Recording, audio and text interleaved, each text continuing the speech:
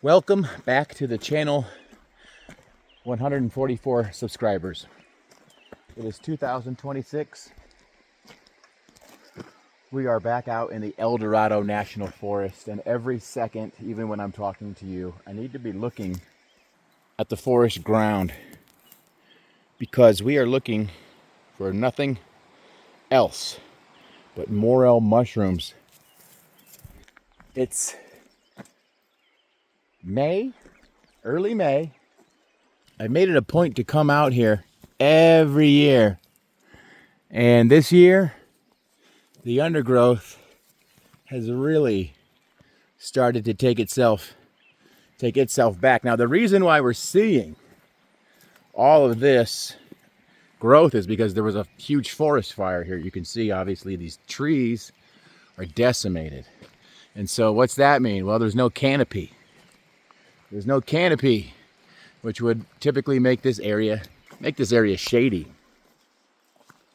So instead, you have all of this brush having full access to the sunlight, which it typically wouldn't get when it's blocked out with this canopy, which is no longer existent. Pollock pines, redwoods, a mixture of coniferous trees. If you look deep over there, you can see the tops of them have still survived. A lot of these trees actually have survived because they're resilient to forest fires. And the logging companies know that, and that's why they're in here decimating these areas. They're cutting all these trees down, they're pulling them out. I don't know how they determine which ones are good and which ones are bad, but what's the point of all this? Well, this brush will be the forest out here, and if it's not managed, history will repeat itself. And the logging companies are spraying glyphosates or glyphosate. Feel free to check that on your own, so that they can suppress this growth, but not for the reasons you and I would think. They want to suppress this brush. I think it's called white thorn. I forget what a lot of this. It's dominating out here. It's dominating. But what they're doing is they're spraying it with glyphosate or glyphosates to discourage its growth, and then have more redwoods come up so they can cut those fuckers down and log it again. Now, what you get out here is a completely different environment. I can only imagine what it looked like. Can you imagine if all of these were full pine trees, redwoods? Completely different the way it's affected the forest floor. Bonus, because we get to try to find morel mushrooms in these burns. But the area is being destroyed. And down here, about another half a mile, there's probably a good mile of land that had trees, cut them all down, and it's barren. It's barren. It's not even growing too many shrubs because it's just hit with the sunlight all day long.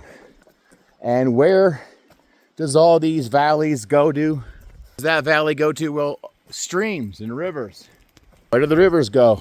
Bigger rivers, the ocean, in the rain, all over again. The logging company doesn't give a fuck. And they're spraying glyphosates on your national forest. And it affects a variety of things, including mushroom consumption, which mushrooms have a tendency to gobble up those types of foreign entities. And that's what mushrooms do. They eat decaying matter. They clean up our forests. But just imagine this hillside with no roots. It gets even steeper on this side. Just imagine this hillside with no roots And you're going to get mudslides when the rain comes. Hurls itself down the road, redirects or buries the stream. I hiked a mile of that stream. I'm not sure if you can hear it, but I hiked a mile of that stream down there. It's full of native trout. I didn't know the species, but I'm pretty sure they were rainbows. They could be native browns, but they were native, tiny little guys, hanging out in 6 inches of water, 3 feet of water, trying to survive. And the logging companies kind of decimate that. They really come through here and cause mass destruction in an area that's already suffered the worst of it. But I suspect this logging effort will continue for decades out here because these trees are just standing stiffs. So that's my little rant education about morel mushroom picking, and particularly the Caldor fire burn.